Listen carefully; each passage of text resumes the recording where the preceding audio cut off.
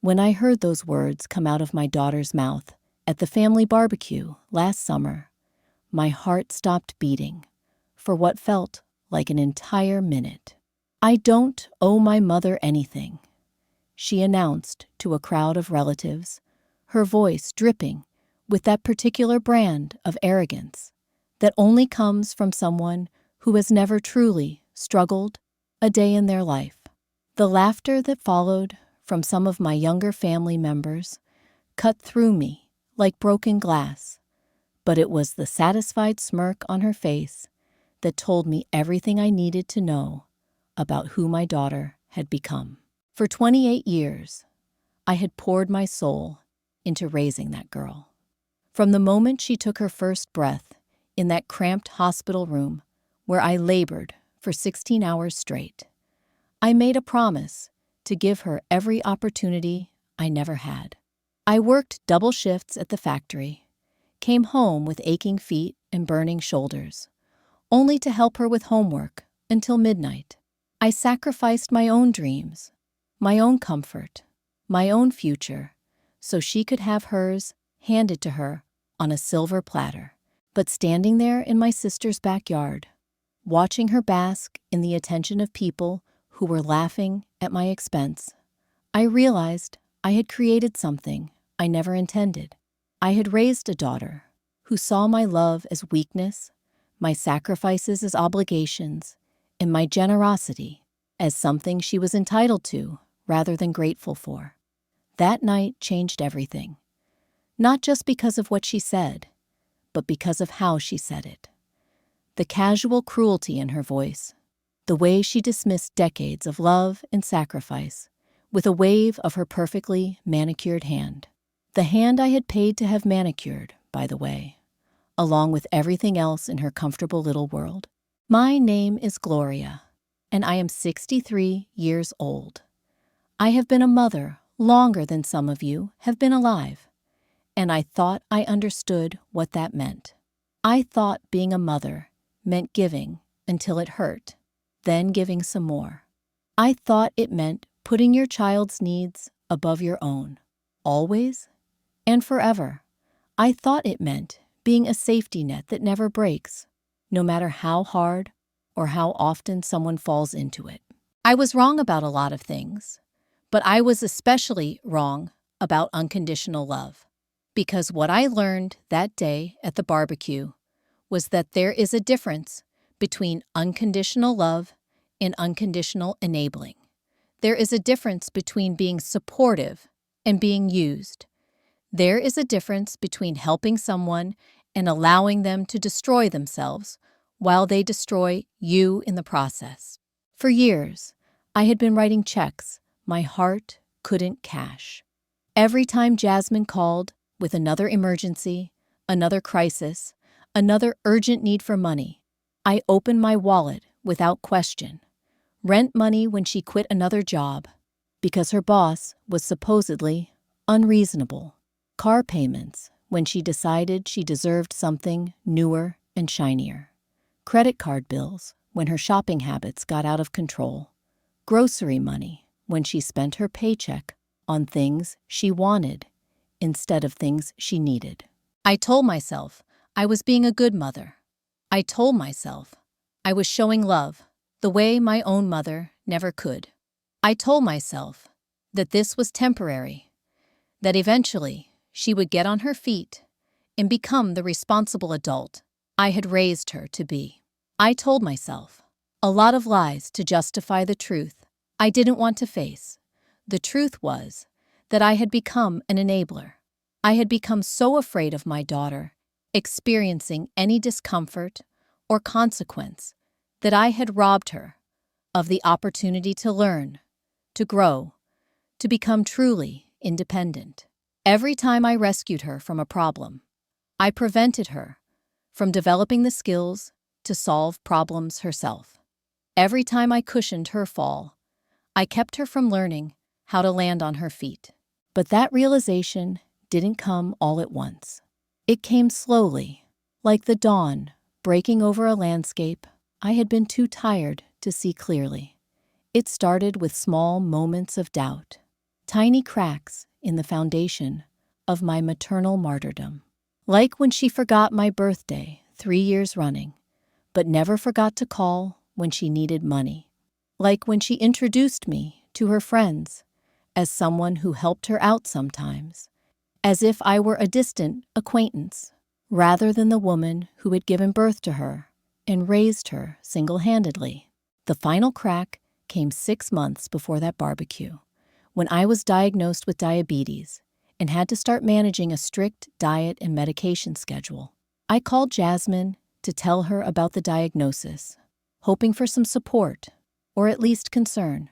Instead, she launched into a 20-minute monologue about her latest workplace drama and ended the call by asking if I could transfer $500 to her account because her rent was due and she had spent her paycheck on a weekend trip to Miami. I sent the money, as I always did, but for the first time, I hung up the phone, feeling empty instead of fulfilled. For the first time, I questioned whether what I was doing was actually love or just habit. For the first time, I wondered if I was helping my daughter or hurting her.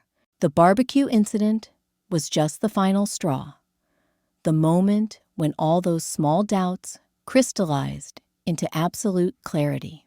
When she stood there in front of our entire family and declared that she owed me nothing, she was telling the truth in a way she probably didn't realize. She didn't owe me anything because I had never required her to owe me anything. I had given and given and given without ever teaching her the value of what she was receiving.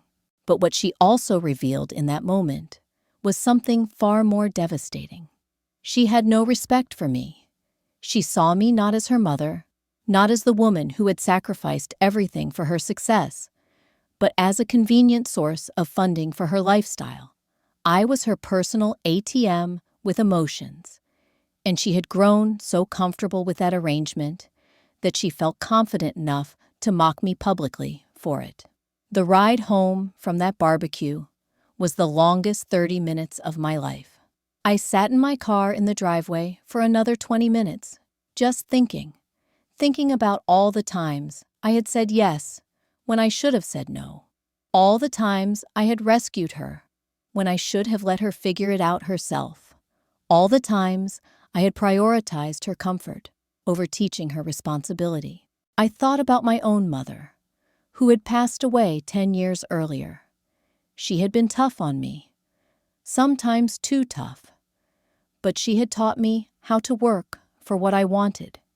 She had taught me that nothing in life is free, that respect is earned, and that character is built through overcoming challenges, not avoiding them. I had tried so hard to be different from her, to be the warm and nurturing mother she never was, that I had swung too far in the other direction. That night, I made a decision that would change both of our lives forever. I decided that I was done being an enabler. I was done financing a lifestyle of ingratitude and entitlement. I was done sacrificing my own well-being for someone who saw my love as weakness and my generosity as stupidity. I decided that if Jasmine truly believed she owed me nothing, then she would have the opportunity to prove she needed nothing. If she was so confident in her independence, so dismissive of my contributions to her life, then she could experience what true independence actually looked like. If she wanted to be free from any sense of obligation to me, then she could also be free from any expectation of support from me. The next morning, I did something I had never done in 28 years of motherhood. I woke up and made coffee just for myself. I read the newspaper without checking my phone for messages from Jasmine. I paid my own bills, made my own plans, and focused on my own needs for the first time in decades. It felt strange at first, almost selfish. I had defined myself as a mother for so long that I had forgotten who Gloria was outside of that role. But as the days passed, something unexpected began to happen. I started to remember the woman I had been before I became consumed with being the perfect mother. I remembered that I had dreams, interests, and goals that had nothing to do with my daughter's needs or wants. 3 days after the barbecue, my phone rang. It was Jasmine, and her tone was completely different from the confident, dismissive voice I had heard at the family gathering. She sounded stressed, maybe even a little panicked, though she was trying to hide it behind casual conversation. "Hey, Mom," she started, and I could already hear the setup in her voice. "How are you doing? I was just thinking about you and thought I'd call to chat." We had never just chatted in years. Every conversation we'd had in recent memory had been either her calling for money or me calling to check on her, which usually ended with her needing money anyway. So I knew this was leading somewhere, and I had a pretty good idea where. "I'm doing well, sweetheart," I replied, keeping my voice neutral and pleasant. "What's going on with you?" She talked for a few minutes about work, about her friends, about the weather.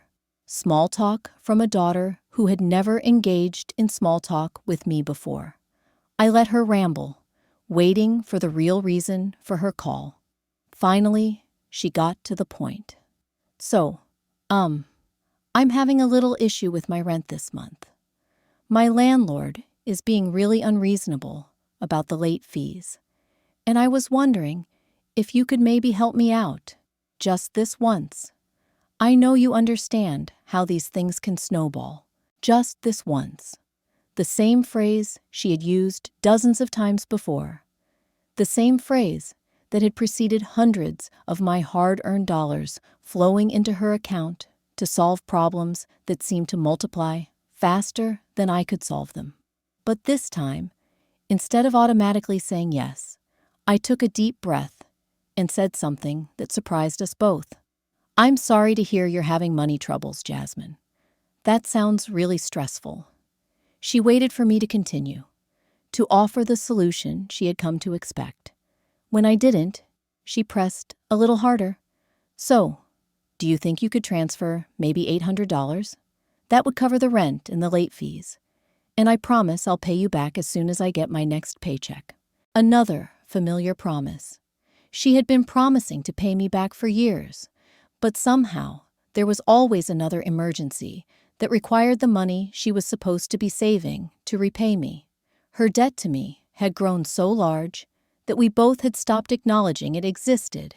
"Jasmine," I said gently, "I remember what you said at the barbecue last week. You said you don't owe me anything. And you know what? You're absolutely right. You don't owe me anything. And I don't owe you anything either. You're a grown woman, and I have complete confidence that you'll figure out how to handle your rent situation." The silence on the other end of the line stretched so long that I wondered if the call had dropped. Finally, she spoke, and the casual confidence was gone from her voice. "Mom, what are you talking about?" That was just something I said. You know I didn't mean anything by it. I was just talking. You know how family gatherings can be. But I knew she had meant every word. The way she had said it, the satisfaction in her expression, the laughter she had shared with the relatives who found my sacrifices amusing. She had meant it completely, and now she was discovering what it actually meant. I meant exactly what I said, Jasmine, and I think it's time we both started living by those words. "But Mom, I need your help. This is different. This is important." "I'm sure it is important to you," I replied, feeling a strange sense of calm wash over me. "And I'm sure you'll find a way to handle it. You're intelligent, capable, and 28 years old. You've got this. I can't believe you're doing this to me right now. Over something stupid I said at a barbecue? You're really going to let me get evicted because of that?" The manipulation in her voice was so familiar, so practiced, that I wondered how I had never noticed it before. The way she tried to make her financial irresponsibility my fault. The way she painted my refusal to enable her as me doing something to her, rather than me simply stepping back and letting her handle her own life. I'm not doing anything to you, sweetheart. I'm just not doing anything for you anymore. There's a big difference. She hung up on me. For the first time in her adult life, a conversation with her mother had ended without her getting what she wanted, and she didn't know how to process that reality. I sat there, holding the phone, waiting for the guilt to crash over me, like it always did when Jasmine was upset. But it didn't come. Instead, I felt something I hadn't experienced in years. Peace.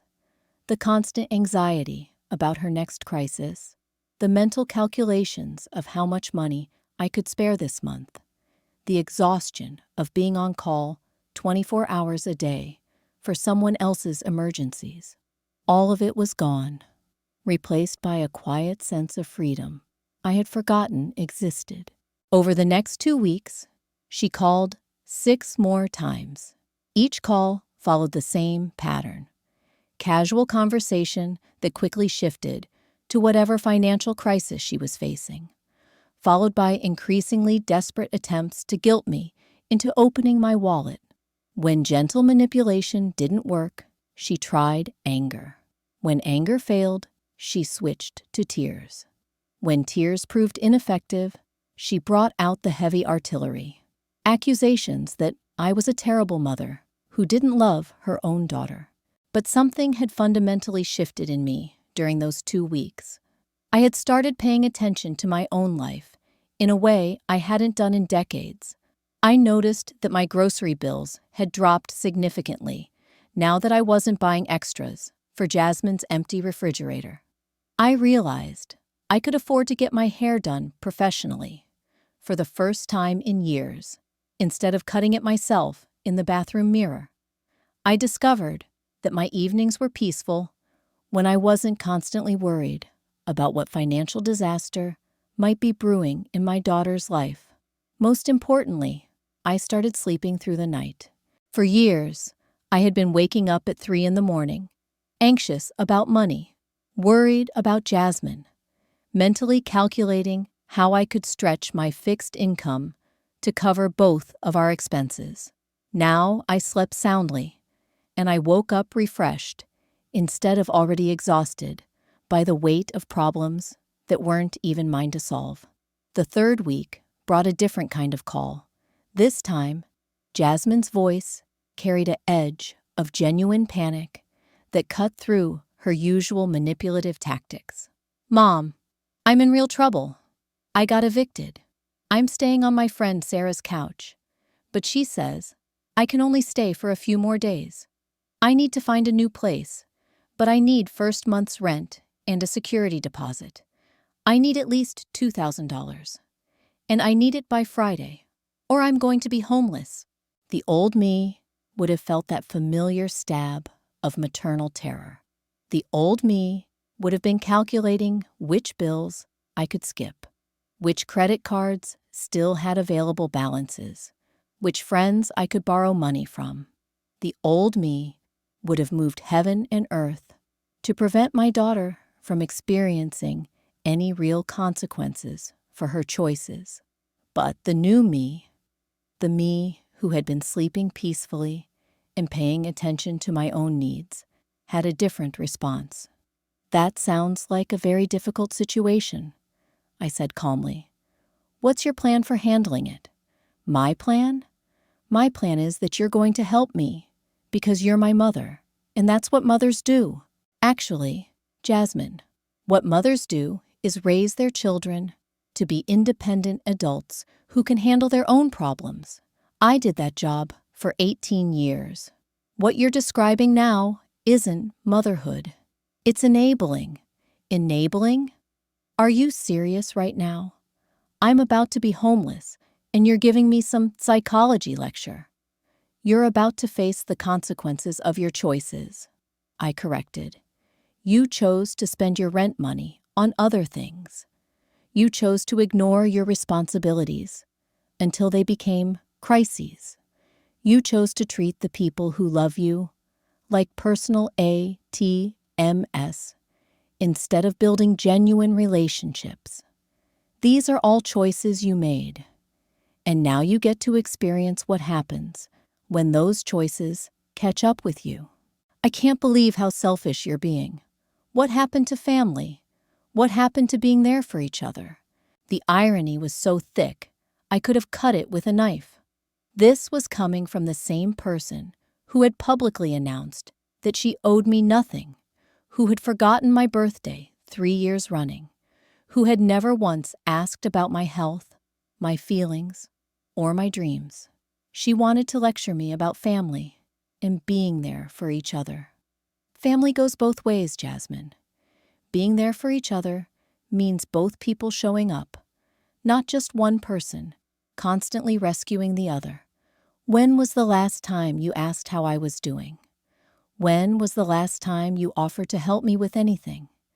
When was the last time you showed any interest in my life that wasn't connected to what I could do for you? Silence stretched between us, and I could practically hear her brain working to come up with an answer that would make her look less selfish. She couldn't find one because there wasn't one.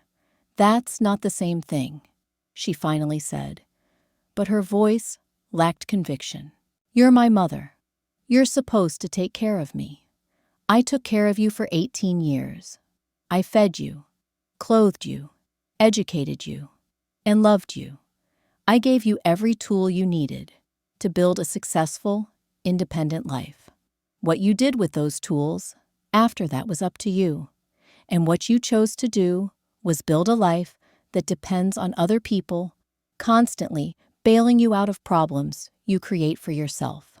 So, you're just going to let me be homeless, your own daughter? I'm not making you homeless, Jasmine. Your choices made you homeless. Your inability to manage money, your refusal to live within your means, your habit of treating other people like they exist to solve your problems. Those choices have consequences, and those consequences are not my responsibility to fix. She started crying then, but they weren't the manipulative tears she had used before. These sounded real, desperate, afraid.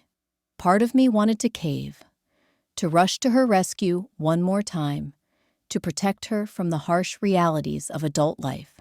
But I forced myself to remember the woman at that barbecue, laughing as she told everyone that she owed me nothing.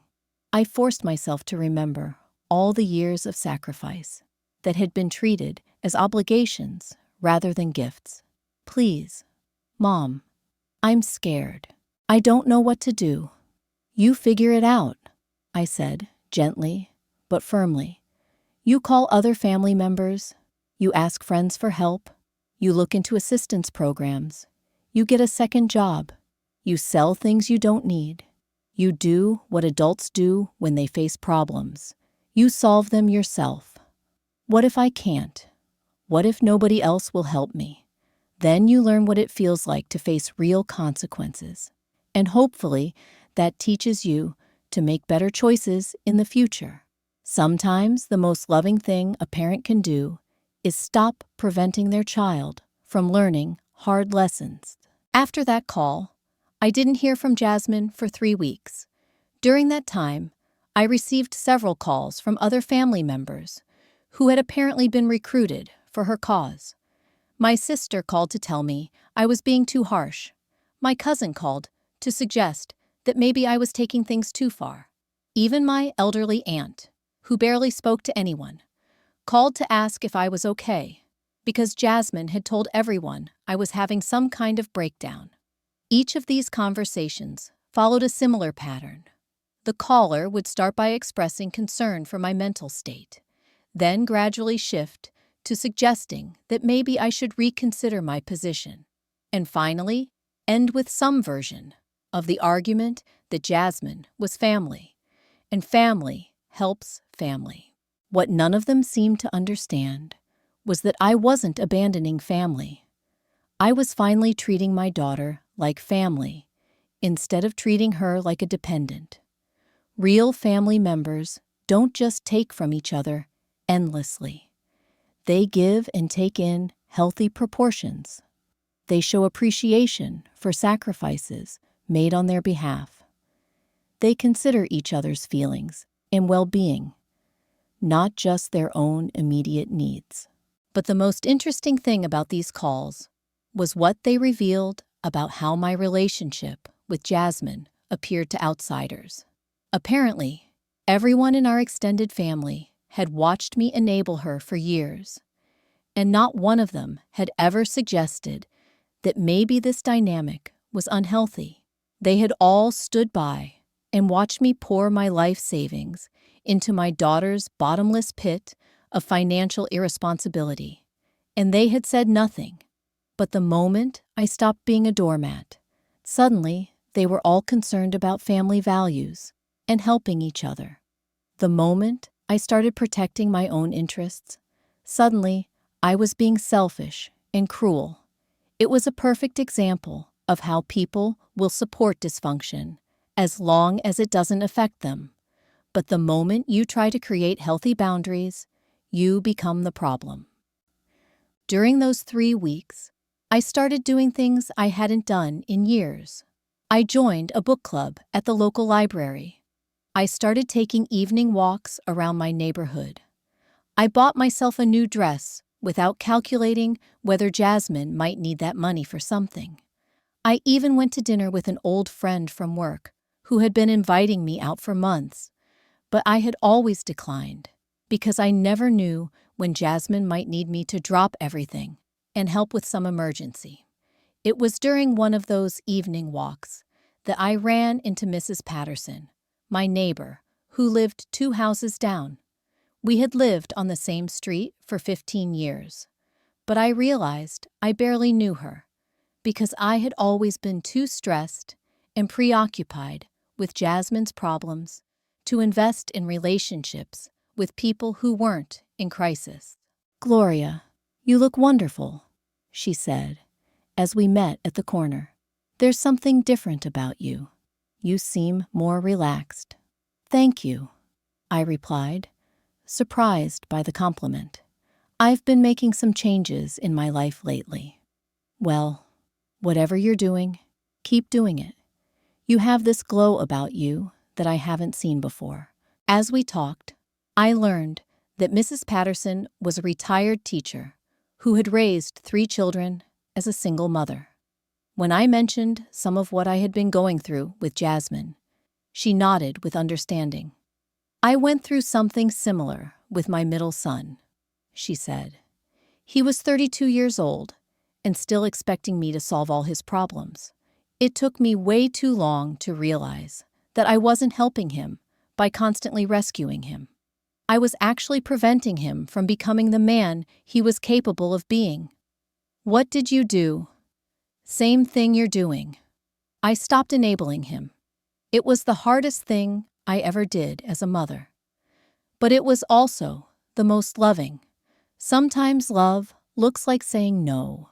Sometimes love looks like letting people face their own consequences." "How did it turn out?"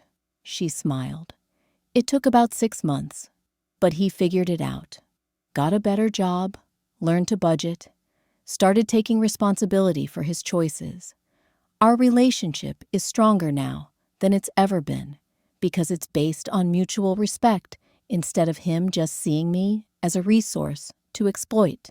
That conversation gave me hope that maybe this painful process would eventually lead to something better for both Jasmine and me.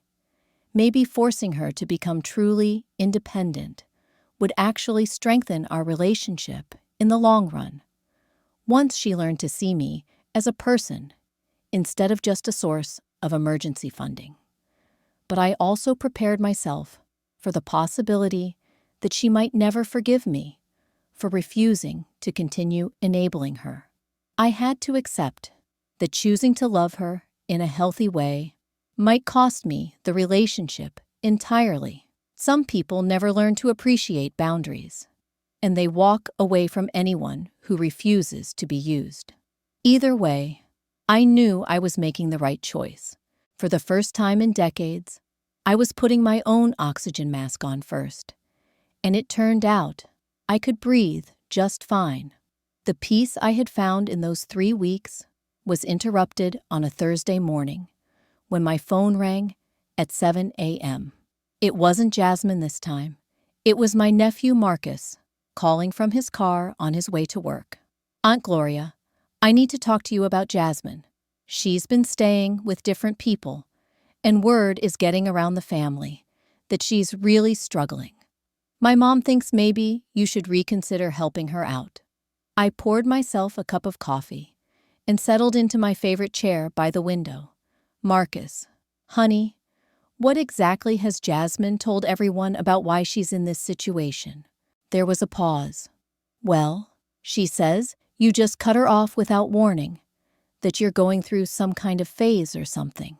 She says you changed after Dad's barbecue, and now you won't help family anymore." Is that the whole story she's telling? Pretty much. She's saying you're being cold and cruel, and that family is supposed to stick together no matter what. I took a sip of my coffee and watched a cardinal land on the fence outside my window. "Marcus, let me ask you something. In all the years you've known me, have I ever been the type of person to suddenly become cold and cruel for no reason?" "No, ma'am. That's why this whole thing is so confusing to everyone. And in all the years you've known Jasmine, how many times have you seen her take responsibility for her own problems without trying to get someone else to fix them for her?" The silence stretched longer this time. Marcus was a smart young man who worked 2 jobs to support his own family. He understood responsibility in a way his cousin never had. "I see what you're getting at, Aunt Gloria. But she's family. She is family. And sometimes being family means letting people learn from their mistakes instead of constantly protecting them from consequences. Would you want your children to be 40 years old and still expecting you to pay their rent?" "No, ma'am, I wouldn't." "Then you understand why I'm doing what I'm doing." After Marcus hung up, I realized that this conversation was probably happening all over my extended family. Jasmine had launched a campaign to paint me as the villain in her story, conveniently leaving out the part where she had publicly humiliated me and declared that she owed me nothing. She was rewriting history to make herself the victim of my sudden cruelty rather than the architect of her own problems. But I had learned something important during those 3 weeks of peace. Other people's opinions of my choices were not my responsibility to manage. I could not control what story Jasmine told about our situation, but I could control how I responded to it. And my response was to continue living my life according to my own values, rather than trying to manage everyone else's perception of me. That afternoon, I did something I hadn't done in over a decade. I went to the bank and opened a savings account that was just for me. For years, every extra dollar I had went to Jasmine's emergencies. I had no savings, no emergency fund, no money set aside for my own future needs. I had been so busy financing her present that I had forgotten I had a future, too. The bank manager, a woman about my age named Patricia, smiled as she processed my paperwork. "Starting fresh?" she asked. "Something like that," I replied. "I'm finally learning to put my own financial security first." "Good for you. It's never too late to start taking care of yourself." As I walked out of the bank with my new account information, I felt something I hadn't experienced in years. Financial security, not wealth, not abundance, but the simple knowledge that I had money that was mine alone, money that wouldn't disappear the moment someone else decided they needed it more than I did. That evening, I was making dinner when my phone rang again. This time, it was Jasmine, and her voice carried a tone I had never heard before. Desperate, didn't even begin to cover it. "Mom, I need to tell you something." and I need you to really hear me. I'm pregnant." The words hit me like a physical blow. My first instinct was the same one I had been fighting for months, the overwhelming urge to fix everything, to make sure she was okay, to protect both her and the baby from any hardship or struggle. "How far along are you?" I asked, trying to keep my voice steady. "About 6 weeks. I just found out yesterday. And Mom, I'm scared. I don't have health insurance. I don't have a stable place to live. I don't have any money saved. I can't do this alone." Part of me wanted to cave right there. The thought of my grandchild being born into instability because of my refusal to help was almost more than I could bear. But then I remembered something my own grandmother had told me years ago. The best thing you can do for a baby is make sure their parents know how to be adults. What does the father say about all this? He's not in the picture. It was just a casual thing. And when I told him, he made it clear he's not interested in being a dad.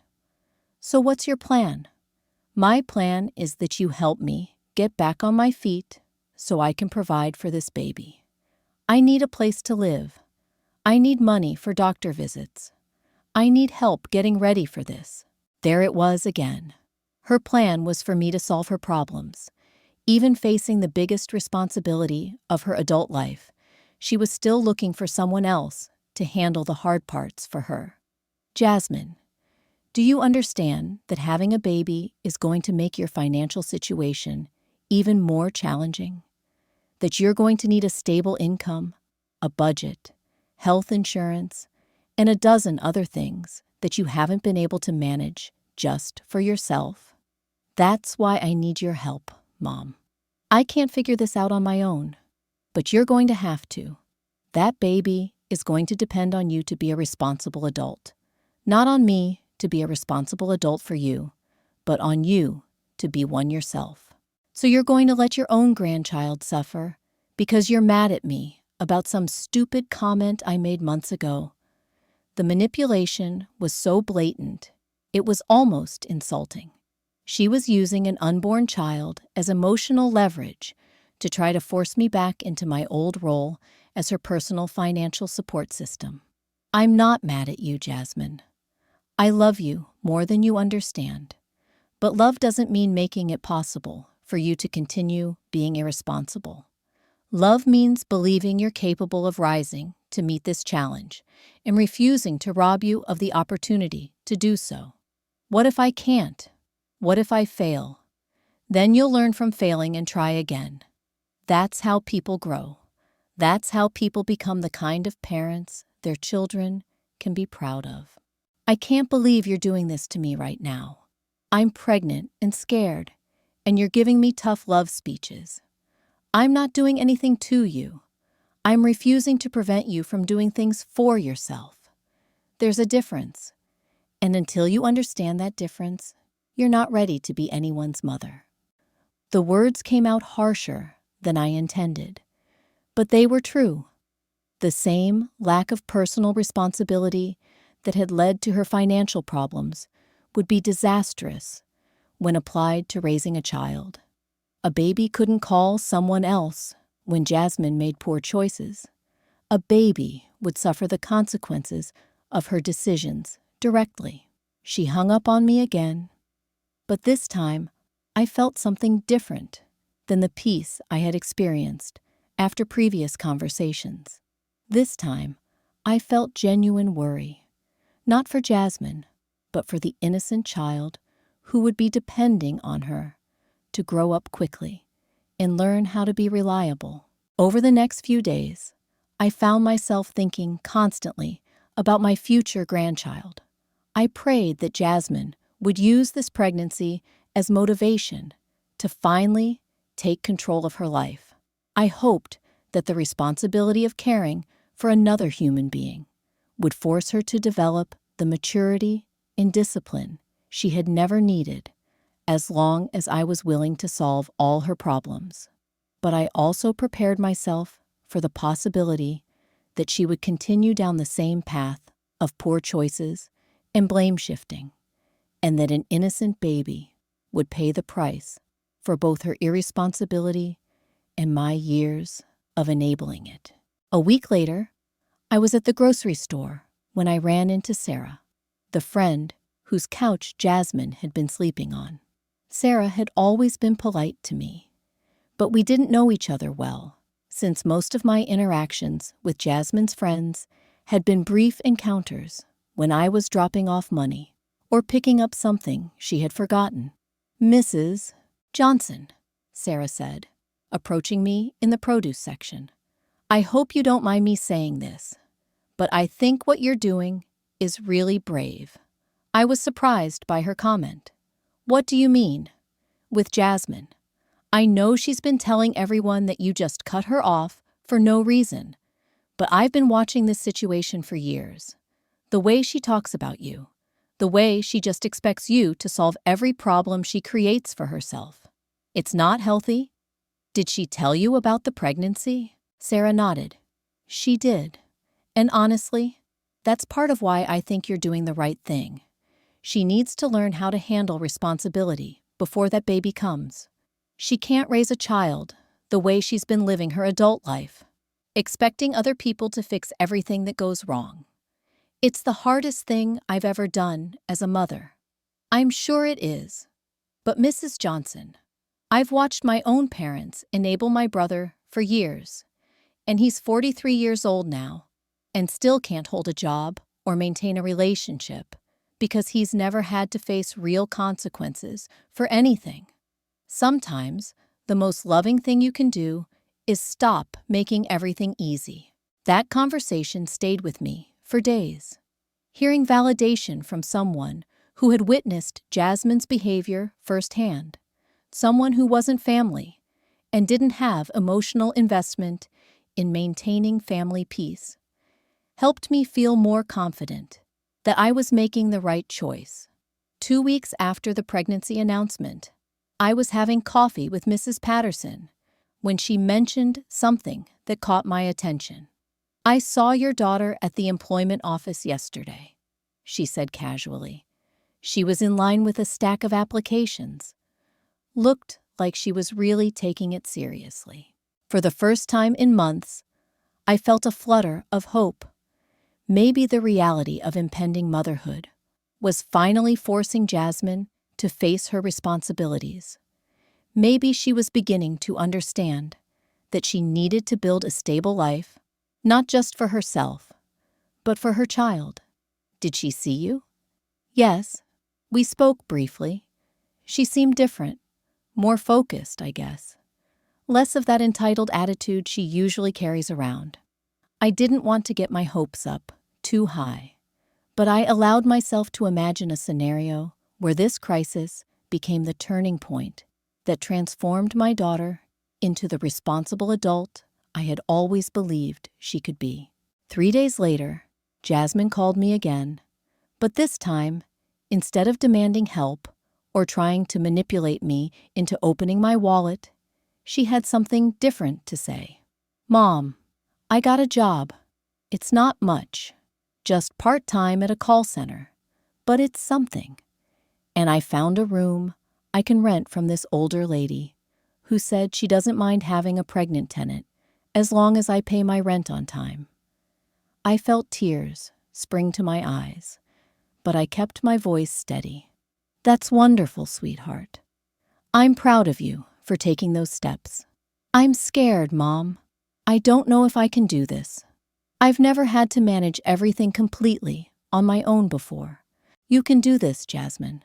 You're stronger than you know, and you're smarter than you've been giving yourself credit for. You just needed a reason to prove it to yourself." I wish I could take back what I said at the barbecue. I know that's what started all this. "What you said at the barbecue wasn't the problem, baby. What you said was just a symptom of a bigger problem that we both contributed to. I enabled you to become dependent instead of helping you become independent. We both needed to change. Do you think we can fix this? Our relationship, I mean? I think we're already fixing it.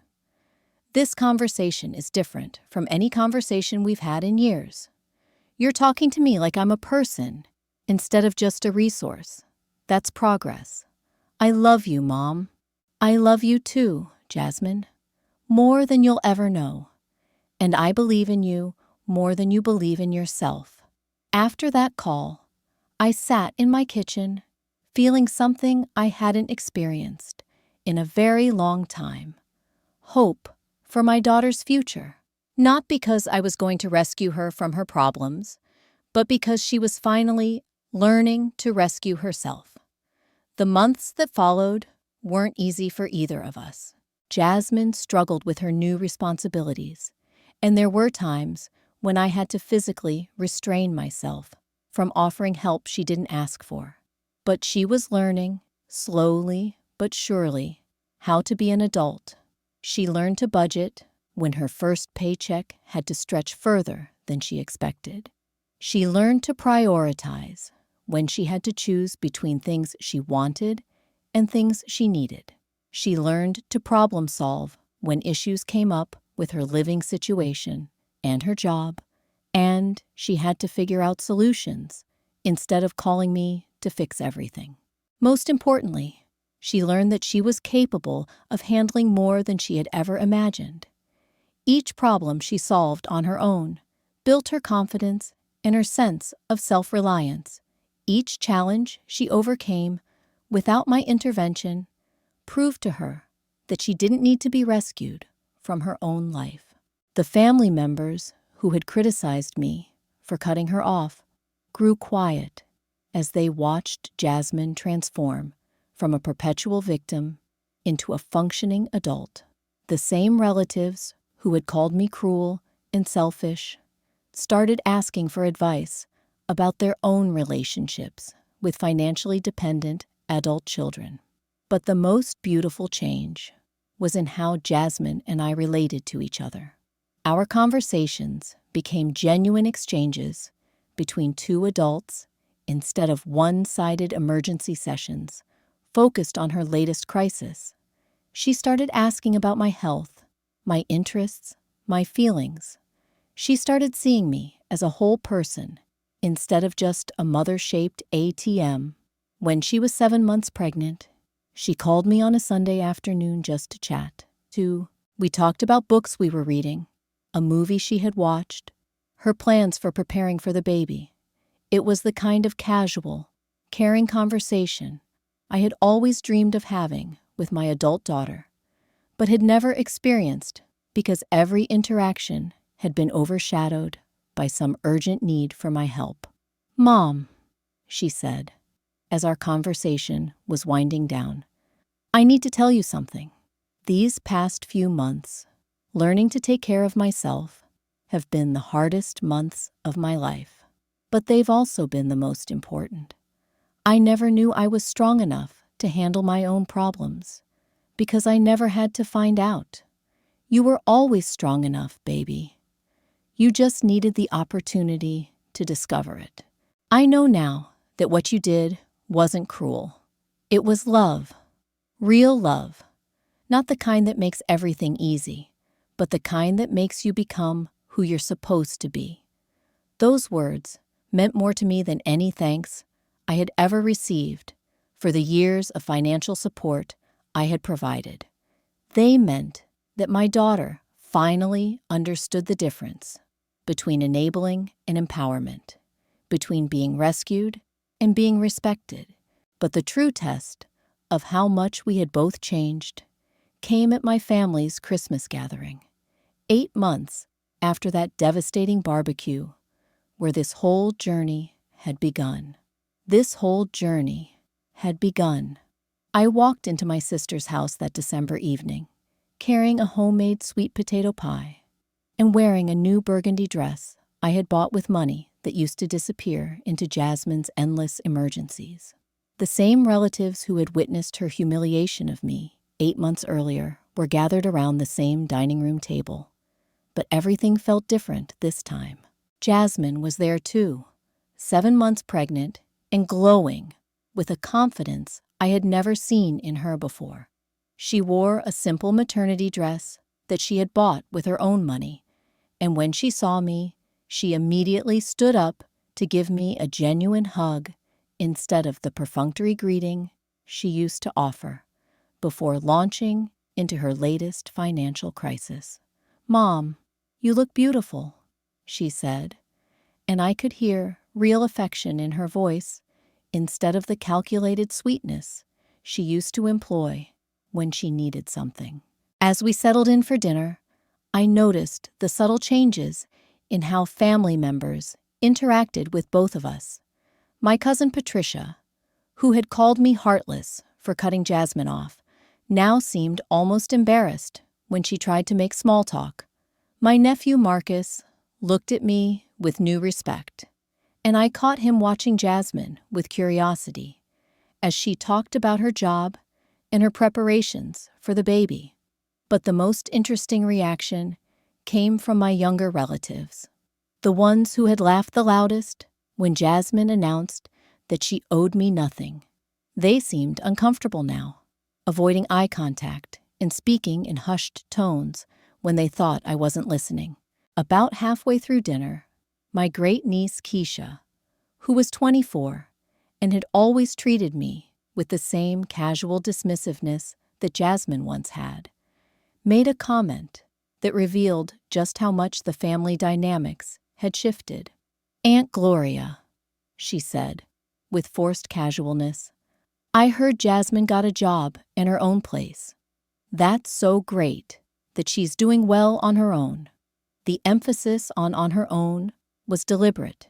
Keisha had her own history of expecting family members to bail her out of financial trouble, and I could see the wheels turning in her head as she processed the implications of Jasmine's transformation. "Yes, she's doing wonderfully," I replied, smiling at my daughter. "She's discovered she's much more capable than she ever knew." Later that evening, as we were clearing dishes, Keisha approached me in the kitchen with the same desperate energy I used to hear in Jasmine's voice when she needed money. "Aunt Gloria, I was wondering if I could talk to you about something. I'm having some issues with my car payments, and I know you've always been so generous with family." The irony was breathtaking. Here was the same young woman who had laughed at my expense 8 months ago, now expecting me to solve her problems just like I used to solve Jasmine's. She had learned nothing from witnessing my daughter's journey toward independence. "Keisha, honey," I said gently, "what's your plan for handling the car payment situation?" She looked confused by the question. "My plan is that you help me, like you used to help Jasmine. That's what family does, right? Actually, what family does is support each other's growth into responsible adults. What I used to do for Jasmine wasn't helping her. It was preventing her from learning how to help herself. But I really need this car for work. If I lose it, I could lose my job." That sounds like very important motivation for you to figure out a solution. I have complete confidence that you'll find a way to handle it. The shock on her face was almost comical. She had expected the same automatic rescue that Jasmine used to receive, and she clearly had no idea how to process my refusal. "You're really not going to help me. I'm helping you by believing you're capable of solving your own problems instead of treating you like you're helpless." As Keisha walked away, clearly frustrated and confused, I noticed that several other family members had been listening to our conversation. The ones who had criticized my treatment of Jasmine were now seeing firsthand how my new approach worked with other financially irresponsible relatives. Over the next hour, 3 more family members approached me with various financial emergencies, each expecting the same automatic generosity I had once shown Jasmine. My nephew's wife needed help with Christmas presents for her children. My great-nephew wanted money to fix his motorcycle. My sister's stepson was hoping I could cover his utility bill that was about to be shut off. Each conversation followed the same pattern. They would present their problem, assume I would solve it, and then react with shock and indignation when I suggested they handle it themselves. None of them had ever been forced to develop problem-solving skills because there had always been someone willing to rescue them from consequences.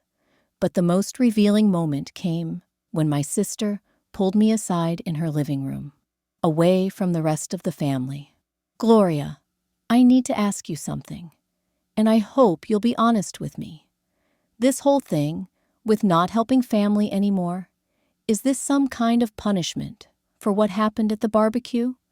Because if it is, I think you're taking it too far." I looked at my sister, this woman who had raised 4 children and managed a household for 30 years, and realized she genuinely didn't understand the difference between punishment and healthy boundaries. "Linda, do you think what I was doing for Jasmine all those years was actually helping her?" "Of course, it was helping her. You kept her from being homeless. You made sure she had food. You helped her when she was in trouble. And what did she learn from all that help?" Linda paused, clearly not having considered this question before. "She learned that family is there for each other. She learned that she didn't have to be responsible for her own choices because someone else would always fix the consequences. She learned that love means never having to face the results of your actions. She learned that she could treat the people who helped her with contempt and still expect them to keep helping. But she's your daughter, Gloria. That's different, is it? Look around this room tonight. How many of these young people have learned to depend on older family members to solve their problems? How many of them have never developed the skills to handle their own emergencies? How many of them see us not as people to respect and appreciate, but as resources to exploit?" Linda was quiet for a long moment, and I could see her thinking about her own relationships with her adult children and grandchildren. But what if they really can't handle it on their own? What if something terrible happens? Then they'll learn from it and make better choices next time. Or they'll find other resources, other solutions, other ways to cope. Linda, we've been so afraid of letting them struggle that we've prevented them from learning how to be strong. I never thought about it that way. I didn't either, until Jasmine forced me to, by making it clear that my sacrifices meant nothing to her. The wake-up call was painful, but it was necessary. As the evening wound down, I found myself sitting on the porch with Jasmine, watching her rub her belly and talk about her hopes for her child. "Mom, I've been thinking a lot about what kind of parent I want to be," she said. "I don't want to make the same mistakes with my baby that we made with each other." "What kind of mistakes do you think we made?" "I think you loved me so much that you were afraid to let me fail, and I think I got so comfortable with being rescued that I forgot how to rescue myself. I want to love my child enough to let them learn from their mistakes." That's the hardest part of parenting, baby. Watching your child struggle when you have the power to make it easier. But you taught me something important when you stopped making it easier. You taught me that I'm stronger than I thought I was. I want my child to know their own strength too. As we sat there in the cool December air, I reflected on how much had changed since that devastating barbecue 8 months earlier. The relatives who had mocked my years of sacrifice were now discovering what it felt like to have their own financial requests denied. The family members who had criticized my decision to stop enabling Jasmine were now watching other young relatives struggle with the reality that their problems were their own to solve. But most importantly, my daughter had transformed from an entitled adult child into a woman preparing to be a mother herself. She had learned lessons about responsibility, resilience, and self-reliance that no amount of my money could have taught her. The phone calls from desperate relatives continued for weeks after Christmas. Keisha called 3 more times, each conversation growing more frantic as she realized I wasn't going to change my mind about her car payments. My great-nephew tried a different approach, having his mother call me to plead his case about the motorcycle repair. My sister's stepson even showed up at my house unannounced, hoping to convince me in person to cover his utility bill. Each of these interactions reinforced something I had learned through my experience with Jasmine. When you stop enabling one person, other people who have been counting on your generosity suddenly realize they might be next. They begin to panic about losing access to their safety net, even if they had never acknowledged or appreciated that safety net before.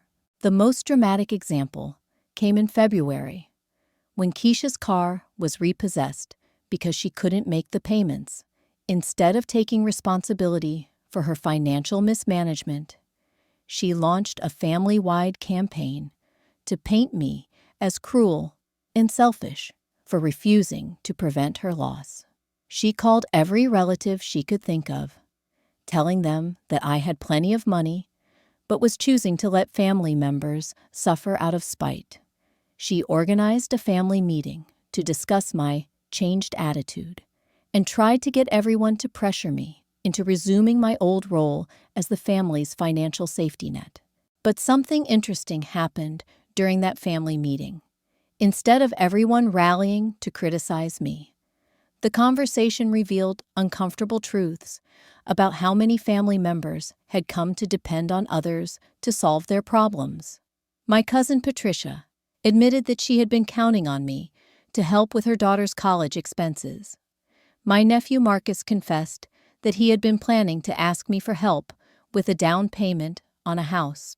Even my sister revealed that she had been hoping I would contribute to her husband's medical bills.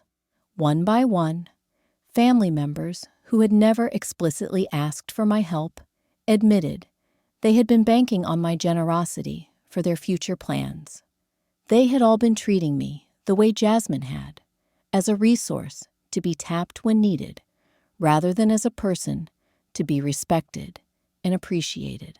The meeting that was supposed to pressure me into returning to my old, enabling ways, instead became a reckoning with the unhealthy dynamics that had developed throughout our extended family.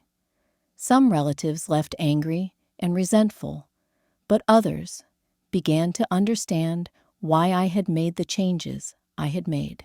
My sister Linda was one of the ones who gained understanding.